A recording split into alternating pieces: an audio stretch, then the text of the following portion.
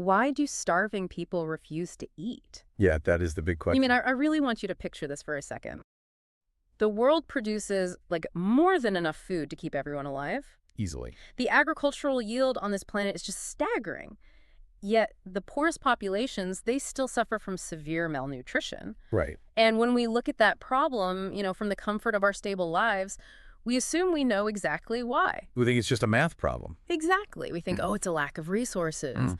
or a broken supply chain. We assume it all boils down to money. Which is what we're taught to believe. But what if it's not? Yeah. What if there is this deeply ingrained, almost invisible instinct driving this whole crisis? An instinct that's just incredibly powerful. Right. So powerful that even on the absolute edge of death, humans will willingly abandon survival to protect something else. It's a really dark reality. Welcome to the Deep Dive. Today, we are opening up a forensic investigation into a data set that, honestly, it just shattered my perception of reality. It's mind-blowing. We're looking at granular household-level records from 250,000 families in India. That's a massive scale. Massive. We are unpacking this legendary study by Yale economist David Atkin. It's called The Caloric Costs of Culture. And, the sheer size of this research is what makes it so hard to argue with. Right. It's not just a small survey. Exactly. When you surveyed, like, a few hundred people, skeptics can point to a million different confounding factors. No, absolutely. But when you look at 250,000 households making daily decisions over a huge period of time, the noise just fades away. The truth comes out. You get this microscopic, undeniable look at human decision-making when the stakes are literally life and death. And the big aha moment here, the thing that's going to sound like a total face slap, is that we can actually put a definitive price tag on human habit. A literal price tag on culture. Yes, we blame poverty for hunger. But Atkin, he acts less like a typical economist here and more like, a forensic accountant. Yeah, dissecting the ledgers. Exactly. He digs into the ledgers of the extremely poor to show exactly how much physical life force people will surrender just to keep their identity. It's terrifying when you actually look at the numbers. So let's set the baseline. We need to understand how desperate the situation was. We're looking at India in the 1980s. Right, and we really have to paint an accurate picture of what poverty meant in this specific context. Because it's not what we think of today. No, not at all. When we talk about poverty in wealthy nations, we mean relative poverty. With struggling with rent. Yeah, or lacking health care. But the poverty Atkin is looking at, this is absolute biological poverty. Survival mode. The poverty line wasn't about a basket of consumer goods. It was defined strictly by the minimum caloric intake required for a human body to function. Basically, the line before your body starts cannibalizing its own muscle tissue. Exactly. What was that absolute floor?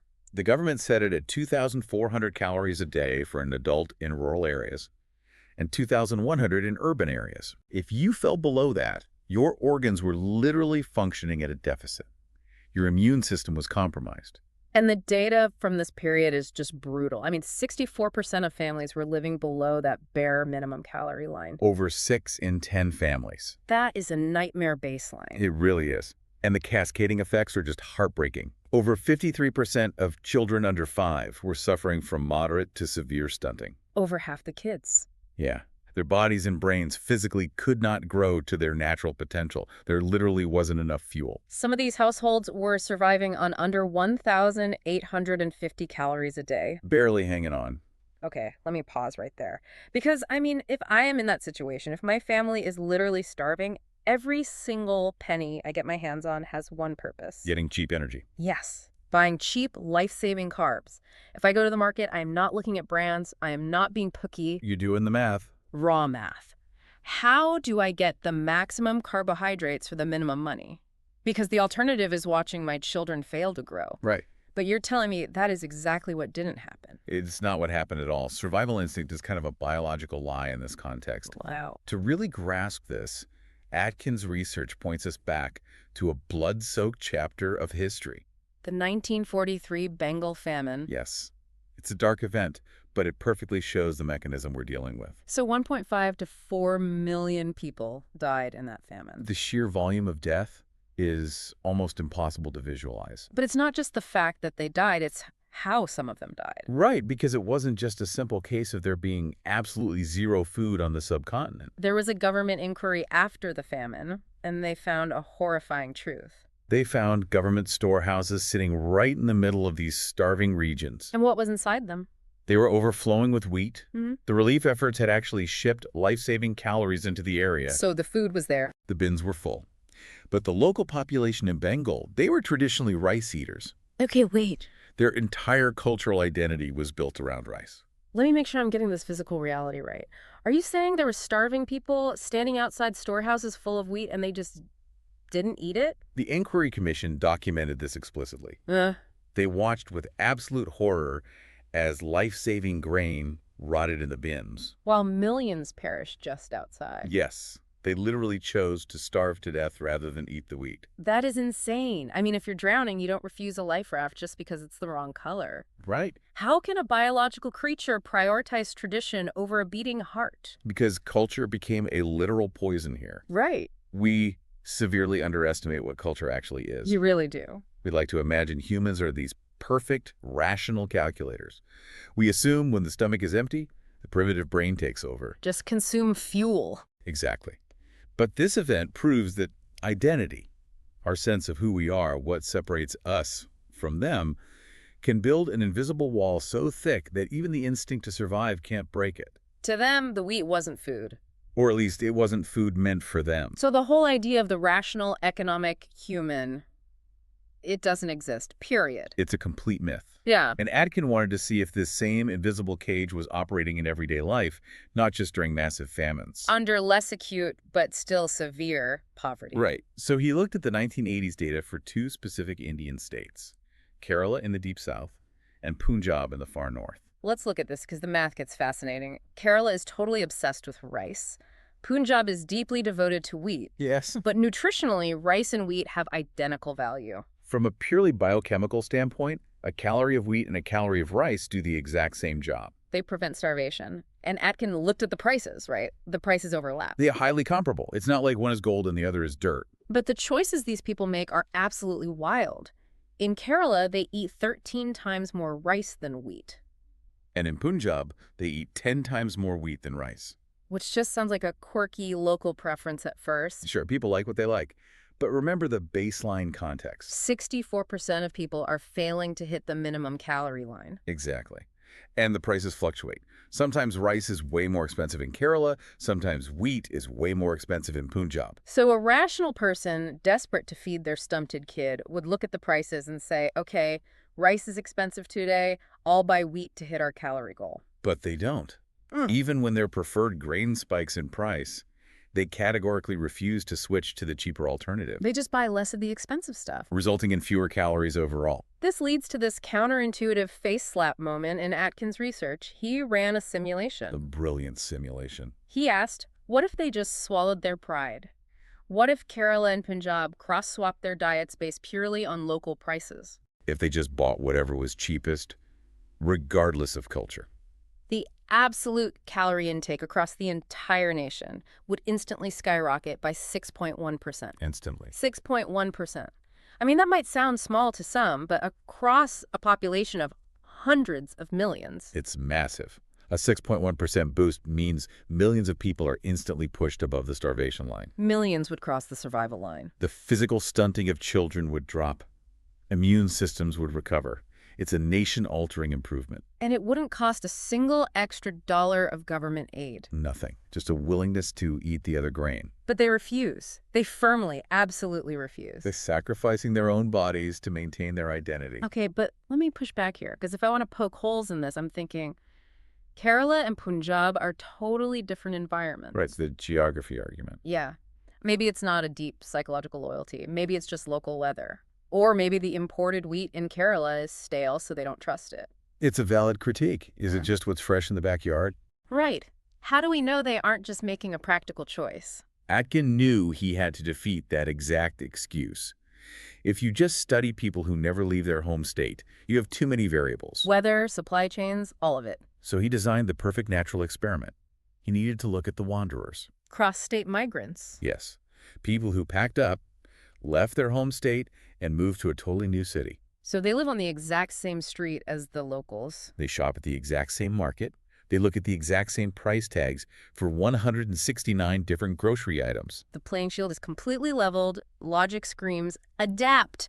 Buy the cheap local food to survive. Exactly. If you move from a place where apples are cheap to a place where oranges are cheap, you eat oranges. So, did they adapt? Absolutely not. And the data here sends chills down the spine. What did he find? He compared the grocery receipts. And for every single dollar spent, the migrant family absorbs significantly less energy than their next-door neighbor. Meaning, they look at the cheap, abundant local food and say, no thanks. Give me the expensive imported food from my hometown. Yes. They are quietly paying nature a lethal fee just to taste the flavor of their hometown. This is what Atkin calls the caloric tax. The invisible tax. I love that phrase.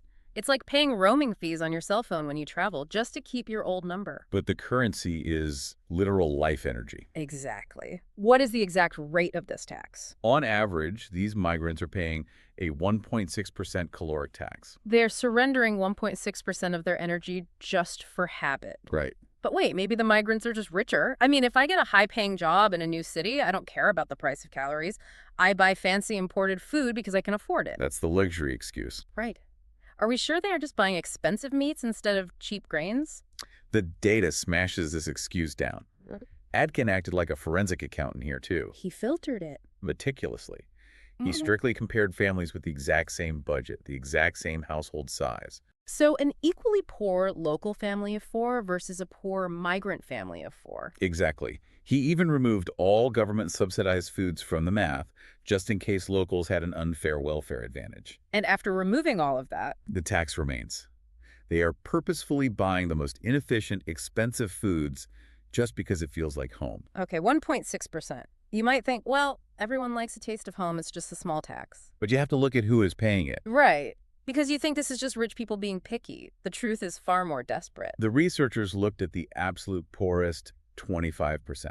The starving demographics. Families eating under 1,850 calories a day, the brink of total starvation. And specifically, households with crying infants. Okay, surely if the Grim Reaper is at the door and you have a hungry baby, you drop the pride. You'd think so. You buy the cheap local food to keep your baby alive. But the horrifying persistence of this tax proves otherwise. Even in these extreme cases, the tax did not vanish. It stayed rock solid. Between 1% and 1.7%. Even with hungry babies, they relentlessly fund their cultural dietary habits. Rationality is completely obliterated by cultural genetics. It's really hard to process. When you move, you pack your clothes. But I guess the heaviest thing you carry is the nostalgia map on your tongue. That is a perfect way to describe it. And Atkin proved this nostalgia map exists. He looked at the actual shopping lists, right? He looked for the ghost in the kitchen. He compared the migrant shopping basket to the average basket in the state they left behind. And it matched perfectly. Almost perfectly. Their shopping lists matched the state they left, not the neighbors they live next to. Distance and poverty do not kill culture. Culture rules the kitchen with an iron fist. It really does. But this creates a catastrophic mismatch. What happens if the food you love is a rare luxury in your new town? Disaster. If your native staple crop doesn't grow locally and has to be imported across state lines, the price skyrockets. And they don't switch. They just take the financial hit. The brutal numbers show that when a migrant couple moves to a town where their native food is expensive, their caloric intake plummets by a staggering 7%. 7%. When you're already starving, a 7% drop is catastrophic. It absolutely devastates a child's immune system. And there's this tragic what-if scenario Atkin ran for this group. Yeah. What if they simply let go of their cultural arrogance? If they just ate exactly what their local neighbors ate, malnutrition in this severely affected group would free fall from 58% down to 47%. An 11% drop in malnutrition. Almost overnight. No extra money needed, no international aid, just a mindset change, but they won't do it. They refuse. Which brings up a really uncomfortable question. Who is enforcing this deadly diet? Right. Who is holding the gun to the family's head? Because families are complex, the answer reveals the brutal reality of family power. In traditional 1980s Indian society, Women almost exclusively buy the food and do the cooking. Okay, so logically, if the wife is the migrant, she'd want to cook her hometown food. You'd assume the tax would be highest when the wife is the migrant. Because she's at the stove. But the data flips that completely. When the wife is the migrant, the caloric tax is relatively low. She adapts to what her husband's local family wants. Exactly. But when the husband is the migrant, The tax doubles. it doubles. The That's right. patriarchy of taste. Wow, taste isn't just flavor, it's the ultimate currency of domestic power. The person with the power forces the family to pay the tax. He demands the food of his childhood, his identity. Even if it means his kids get fewer calories. That is It chilling. really highlights how power and culture intertwine. But I know what the critics say, there's always an excuse, the illusion of ignorance. Right, the comforting narrative. They just don't know the local recipes. They don't have the right pots and pans, just give them a cookbook. It assumes poverty is just a technical problem, but the data slaps this excuse right down. Atkin looked at the timeline, didn't he? He looked at immigrants who had lived in the new city for 10, even 20 years. You don't live somewhere for 20 years and not figure out how to boil the local grain. Exactly. The ignorance excuse expires, and the stubbornness increased over time. And he looked at educated families, too. Highly educated, literate families. People who can read recipes and understand nutrition. You'd think they would rationally adapt. But they were the most stubborn. The more educated they were, the more aggressively they paid the tax.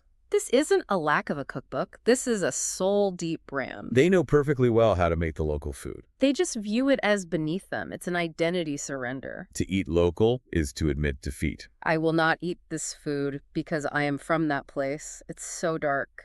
But we need to zoom out here, because this isn't just a boring paper about Indian rice and wheat. Not at all. This is the secret code to why the world is broken. Exactly. This is the underlying logic of the world. Economists build these beautiful, perfect models. The death of perfect models.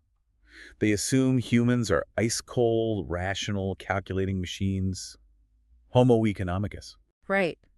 Globalization tries to feed everyone with the cheapest possible calories, assuming people will just buy them. Because it's optimal. But identity, faith, and culture build these invisible, indestructible walls. Which is why brilliant policies fail miserably in the real world. Let's talk about the arrogant interventions. The African corn tragedy. This is a devastating example of this exact blind spot. Western organizations, with the best of intentions, saw starvation in parts of Africa. So they applied a mathematical solution. They airdropped high-yield, vitamin-packed yellow corn to these starving people. It was cheap, easy to transport, full of nutrients, the ultimate rational fix. But the locals completely rejected it. They refused to eat it. Because for generations, in their culture, yellow corn was strictly for animals. Only white corn was for humans. To them, eating yellow corn was degrading. It meant they were livestock. So they starved next to massive piles of highly nutritious, free yellow corn. Just like the Bengal famine.